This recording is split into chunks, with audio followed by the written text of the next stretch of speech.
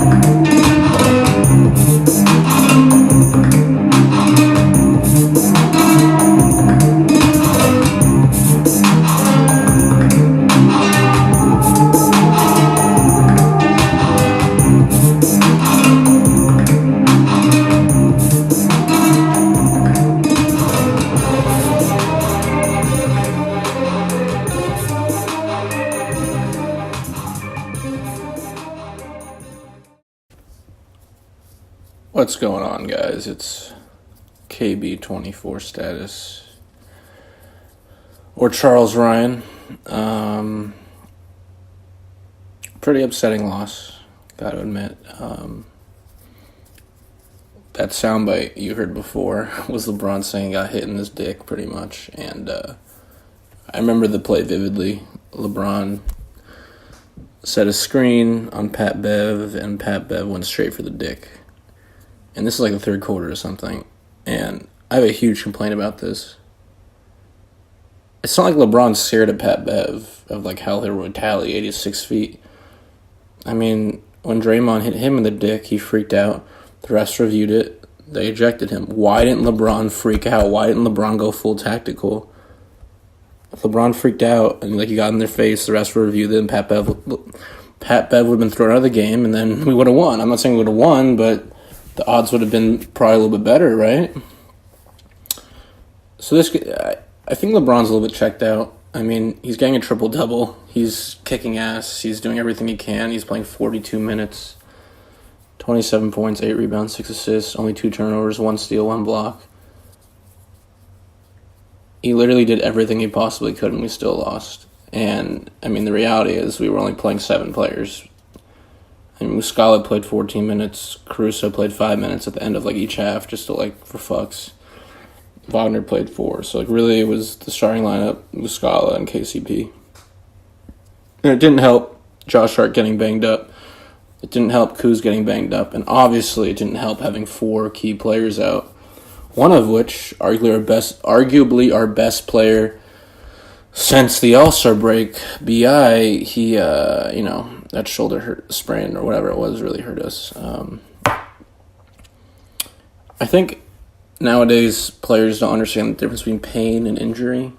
Kobe was a legend at this, right? He would play with a dislocated finger. There was games where he dislocated a finger, and then Gary Vee would pop back in and still go back in the game. I mean, this guy was a fucking machine, and nobody has that same Mamba mentality as Kobe does. Nobody has that. Not even LeBron has that. So I'm trying to say, I think Brandon should have played. I would have given him limited minutes, test it out, see how it went. Give him 3 minutes. If it didn't feel good, sit him down. But there's ways you could have used him tactically. Just have him camp in a corner. Don't drive every time. Woulda, coulda, shoulda, right? But my biggest concern is the Pat Bev thing. And I think even though LeBron had the worst plus-minus, he kicked ass, almost had a triple-double. Rondo had a triple-double, actually. His highest scoring, his highest season, most points he scored this season, with 24 points, shooting 55%, shooting 40% from 3, 4 for 10, 10 rebounds, 12 assists, 5 turnovers. That hurt a little bit, but I mean, overall, we only had 12 turnovers, but like, it's hard to accuse LeBron of being checked out when he played 42 minutes, the most amount of minutes of anybody throughout the whole entire in the whole game. But I think deep down, LeBron's thinking, if I don't go to the playoffs, I get 2 extra months of summer to do all the things I want to do. I have a show on HBO. I have a show on Showtime. I'm making Space Jam 2.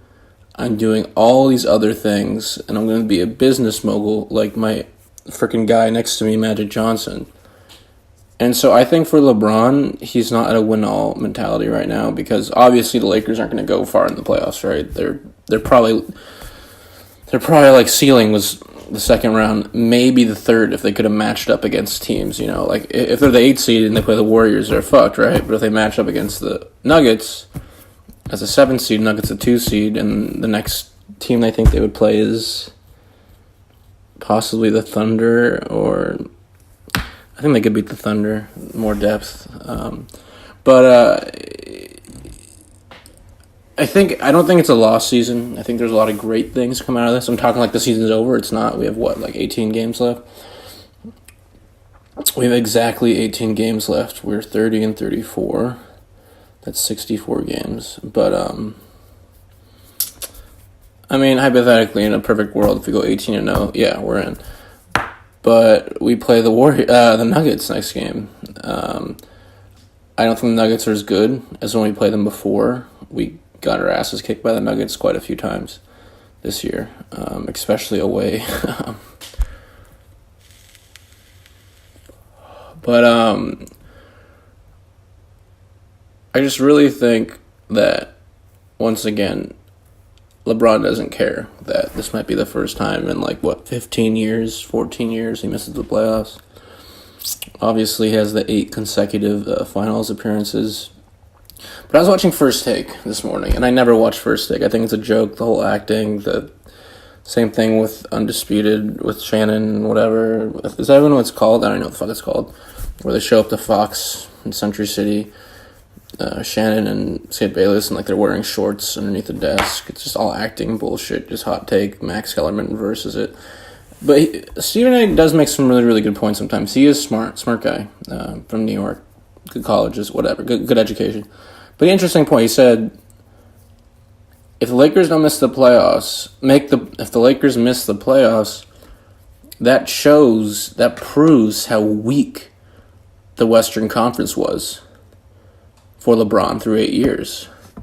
And it's ironic because the Eastern Conference has never been stronger. Right? I think last year, what were the Cavs, the 4 or the 5 seed? That was before, the Sixers got, Tobias and whatever. I don't think the Sixers are that good. I don't think they're going to make it far in the playoffs, but that was before Kawhi went to the Raptors. But, so the point is there's a bottom out in the East, right? The lower, 10 teams, all are mediocre. I guess you could say the Pacers are because Victor Oladipo's out. But the point is that this proves how easy it's not easy to go to 8 consecutive finals. It's super hard, super high minutes. He has I think the most minutes played in the playoffs or something crazy like that. But it just proves you switch conferences and you don't make the playoffs. And I still think you got to have faith. I mean, we tend to play up or play down to our opponent for some reason lately. I mean, the way our effort against the Bucks was stunning for 45 minutes. I was so super impressed. And it should be interesting to see the fight we put up against the Nuggets, because the Nuggets aren't as good, in my opinion, as they were earlier in the year. I think play the Warriors 1 or 2 more times. I think it's just 1 more time. So those are tough games. But I'm interested in just to see what happens. And I think LeBron's reaction will be great. But I really think that Stephen A. point's a big deal. Big deal. One conference is much tougher than another one. Because, I mean, the Kings, I think the Kings beat us once or twice. It looks like they might be the 10 seed, or they might be the 9 seed, and then we're the 10 seed when everything's said and done this year. Who knows? But you have this upper echelon, lower echelon. I mean, you can say the Suns are the worst team in the league. They are by record. At least they were before they played us. But it's not like they laid down. I think teams we lost to the Hawks, remember? That's the Eastern Conference. But I'm saying, it seems like every single West team doesn't lay down against us, and it's because they want to beat LeBron. They want to beat the best player in the world at the moment. So I get that. Speaking of the game, I've talked enough about LeBron and his possible. It's just speculation, guys. I don't know what he's thinking. I'm not going to be a frickin' analyst on SportsCenter who's worked for 2 days named Antonita Collins or some guy who thinks he's a smartass that just came out of college at like fucking, I don't know, Dartmouth. No, it's speculation. I'm going to tell you what it is. I don't know for sure, but I think it is reasonable to think that if LeBron was the 8th seed hypothetically last year, and JR, Kevin, they all happened to die, and they were the 9th seed, 10th seed, or just the 8th seed, and they lost. I think he would have been really upset. But now that he's in LA with all these things going on, he even recorded a new episode of The Shop. I think I talked about the new episode of The Shop. It premiered 2 days ago on March 1st, so a few days ago. And I didn't realize it until after I started watching it that this was definitely filmed at the All-Star break.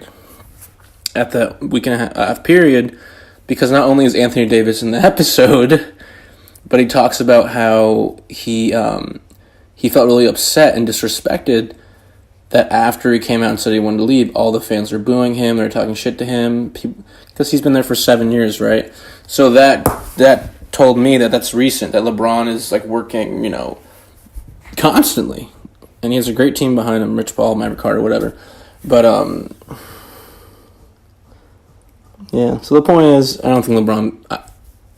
I'm saying it's not unreasonable to believe or speculate that he would not be as upset if he missed the playoffs in the Western Conference as a Laker in Los Angeles versus being in shitty Cleveland where you can't even see your feet right now because it's snowing probably. Well, it is in Boston, New York right now, but... So to the game. Kuzma got hurt. He played 36 minutes, big minute load because of all our injuries. We probably should have played Muscala a little bit more. I thought Wagner played well in his 4 minutes. He had a really good open look, good three, just clanked it. I thought Luke could have shaken it up. Why not throw in Jonathan Williams? I mean, Jonathan Williams. Sorry, if you guys don't know, in like the first couple weeks of the season, we picked him up as our two-way contract guy. I'm pretty sure. And then we got Tyson, so he said, fuck you, go away. But he's still on the South Bay Lakers. And, he played really well a few games early in the season. A lot of energy. He reminds me of Tariq Black a little bit, his energy. Why not? I mean, another thing, why didn't we play JaVale more? I know the Clippers were going small with Montrez at their 5 and Zubac's not playing, but, I mean, what? JaVale is relatively mobile. It's not like he's slow like Brook Lopez. He's on the faster end of the centers in the league. I think he's 7 feet. So, I don't get why he only got 13 minutes. I mean, to put in perspective, Mike Muscala played more minutes than JaVale. Only by 1 minute. Mike played 14, JaVale played 13, but, I mean, JaVale, he may have gone 3 for 8.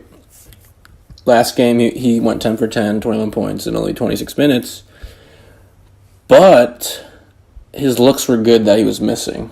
Like little bunnies just rolled in and out, or just clanked a little bit, right? So I don't understand that rotation thing. I think Luke, when he finds out 1 hour in advance or 5 hours in advance that they're going to miss Brandon Ingram, that's a huge hole to avoid, and it sounds like he didn't anticipate for it. And he's a really good coach. I think Luke is a top 10 coach in the league. I mean, people may disagree. I think people are triggered easily by Twitter notifications and not forming their own opinion and just reading what ESPN bullshit Brian Windhorst says. But, yeah, I really don't get some of the rotation things. I think it was weird playing Caruso just 5 minutes. I think he played Caruso at the end of the third and the end of the second.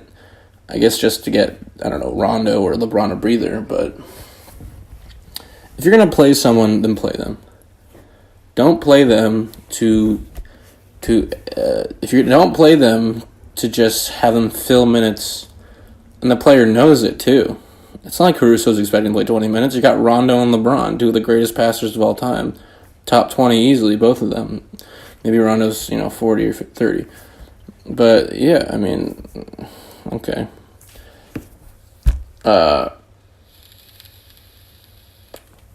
Reggie, too. Reggie was 0 for 7 on threes. And at the end of the third quarter, I believe if he just did the Ray Allen, Heat Finals Game 6 thing or whatever, and he had his foot 1 inch behind, he would have been 1 for 8.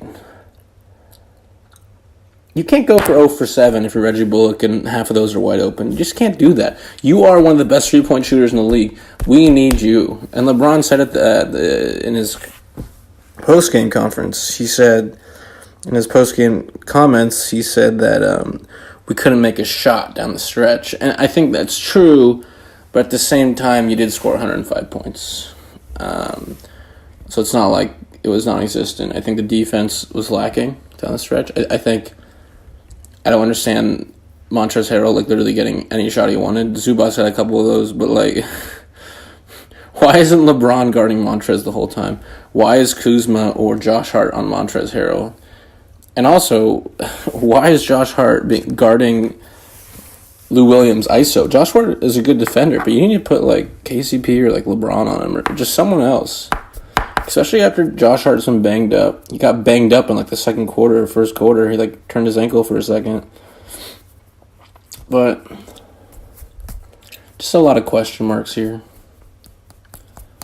So what are we? Are we 2 for 8 in our last 10?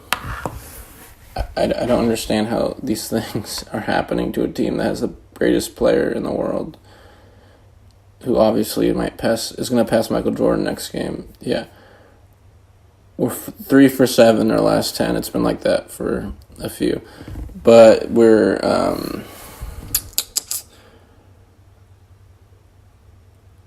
are 3 for 9 in our last 12, I believe. So that's not good. And a lot of them have been close games, putting up good fights, but you just can't, for the 10th time, probably the 20th time in the last 2 podcasts, including this one, you can't play down to your opponent. I get it, the Suns run a back-to-back. I said it in the podcast. I mean, you can't underestimate teams, especially teams that are in your division, like the Suns, that you see 4 times, that hate LeBron. Everybody hates LeBron. People don't hate LeBron. They just want to... People always get up to play the Lakers. Especially teams, and I said this before, and I'll say it again, especially teams that will have home games where there's more Lakers fans than their own team.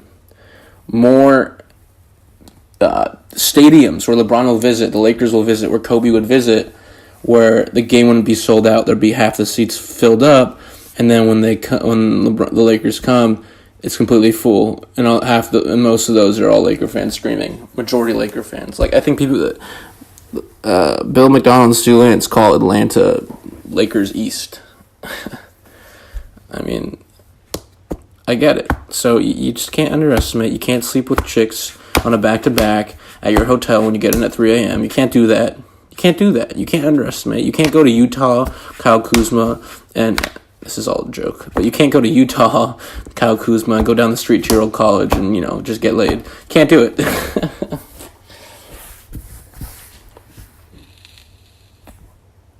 It's easy to scapegoat injuries, but I just ever since, literally, I feel like ever since the Dwight season when Dwight, kept getting hurt because he got hurt in his arms. He was playing injured in the beginning, Dwight Howard. It feels like ever since that season, that 2012-2013 season, we just had consistently injury issues. And what's interesting is when Magic and Rob fired the former trainer, I think his name was Tim DeFrancesca, I don't know. It's something like that. When he fired him, he said that the Lakers were one of the fattest teams in the league in terms of, like, body fat, whatever, like, percentage, whatever. And so I was thinking, well, well, now we got Gunnar Peterson. We're going to be in shape. Not a lot more injuries. But this was, like, the most injury-plugged season I've ever seen in my life.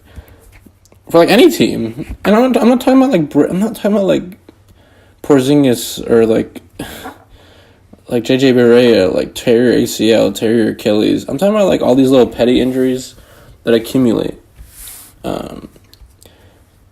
Like, Rondo broke his hand twice. Rondo's broken his hand like 5 times. I don't know. He broke it 2 years ago when he's on the Bulls, I think, in that series against Celtics. But Rondo knows a hand. Jesus, I can't even speak.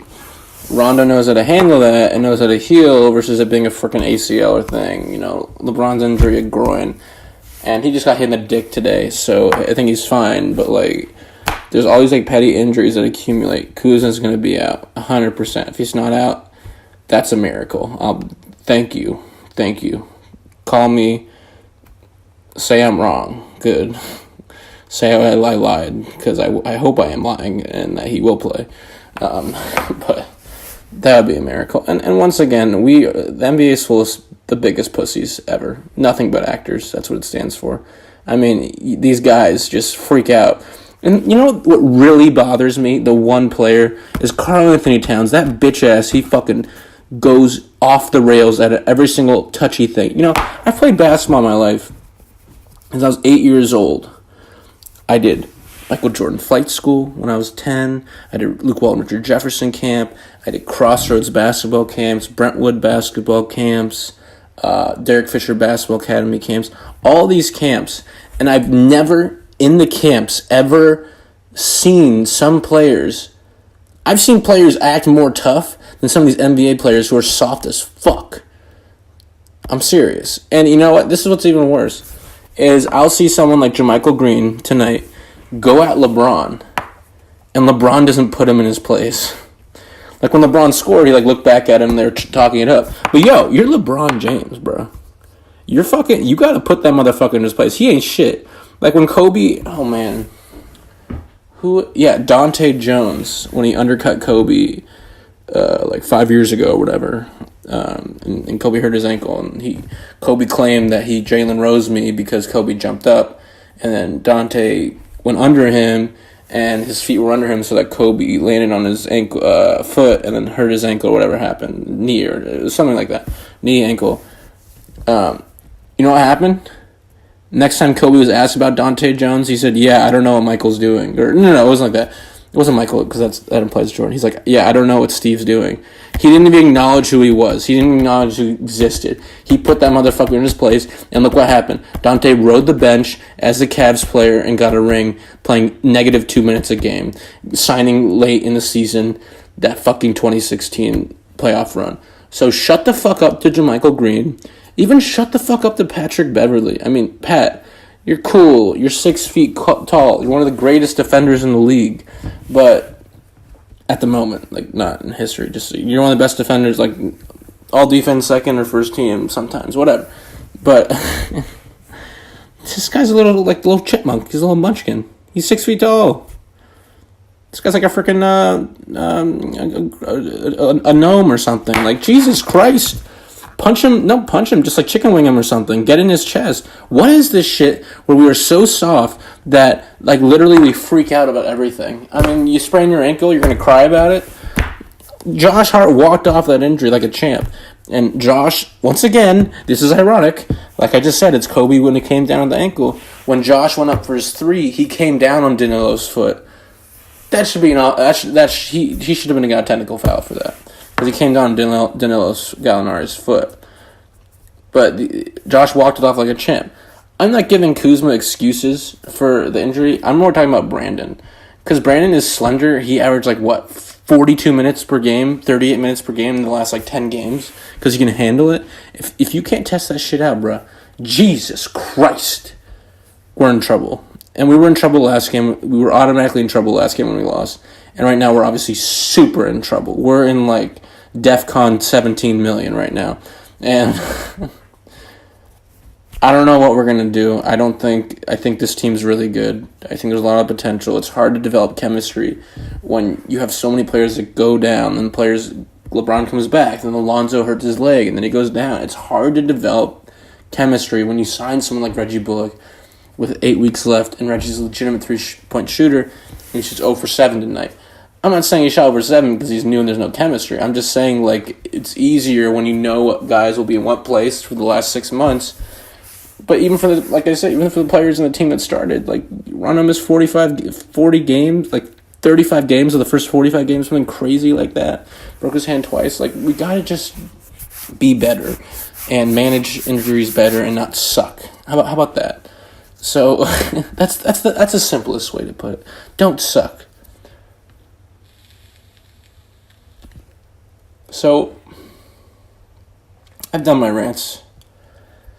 I'm a good ranter. That's what I can tell you. I'm a good ranter. And when I rant, I really dive deep into certain things, and and sometimes I forget my original thoughts, but I definitely focus in on stuff. But let's talk a little bit about the 76ers, about the Clippers. Danilo played really well. In only 28 minutes, he had 23 points on 60% shooting, 3 for 5 from 3, 6 rebounds, 1 assist, only 1 turnover. That was awesome. Pat Bev played well. He played well, 13 points, 50%. He had 5 steals. Come on! What the fuck, dude? Can we handle the ball? So that means out of our 12 turnovers, Pat Bev is responsible for almost half the turnovers. Can you imagine if we only had 2 steals? We would have had 9 turnovers. If you could handle the fucking ball, we only had like 7 turnovers. Fast breaks wouldn't happen. Like, things would be so much different if we just did fundamental things that didn't suck. Like, I remember when Kyle Kuzma dribbled it off his leg in the corner and he just went back on defense like nothing happened. Bro, you can't do that. You can't stop. You're not Kobe. You can't toy around like that, bro. Come on now. Yeah, Lou Williams always comes through, 21 points, 5 assists, 3 rebounds, 1 steal, shooting 47%. Shooting 53% on 8 for 15 shooting, 21 points in 29 minutes. So, like, really efficient players. I mean, Shea Gilgeous-Alexander, SGA, he had 14 points in 24 minutes. So really efficient, and overall the team shot 50% from the field, 38% on threes, which is really good. 38's a good. Well, we shot 42%. So there's a huge discrepancy there. We shot 26 from 3, they shot 38. We were 10 for 38 from 3, and they were 11 for 29. So they had almost the same amount of makes, right? But they shot almost 10 less threes. So they were more efficient, dumping it to Montrez, dumping it to Zoo in the limited minutes that he played. But, yeah, I'm pissed off. We'll be better. We will be better. If not this season, obviously next season we have the cap space. I'm not going to talk about, like, this is over. We have almost 18 games left. I'm not going to say, just give up and never do another podcast. No, like, I have faith in this team to at least show that they do give a rat's ass, and they're not going to go down and be lazy and just not care. That's the worst way to go. And once we're officially eliminated, if it comes to that, then I understand resting LeBron and resting players. But until that comes, I expect these players to work hard and not give up. Because the fans were booing tonight, guys. They were booing. And honestly, I don't think they really had a right to boo tonight. I think they more had a right to boo versus the Suns game if it was a home game. But, yeah, it's not like the Lakers gave up tonight. They really tried in the final few minutes and they just couldn't make shots. But that's not why we lost. We lost because defensively we broke down. We were careless with the ball. We couldn't get a rebound at one point, so they got an extra 24 seconds. I mean, just a lot of fundamental basic things. Boxing out, yada, yada, yada. All right. I'm Charles Ryan. Kobe 24 MP3. KB 24 status. And I'm out of here. I believe we play the Nuggets on Wednesday. Pretty sure. And I think we can get the win. It's a home game. We're good. We got this. We got it. And we play up to our opponents anyways, so expect us to be in it. All right, take care. I'm out. And I'll see you cool.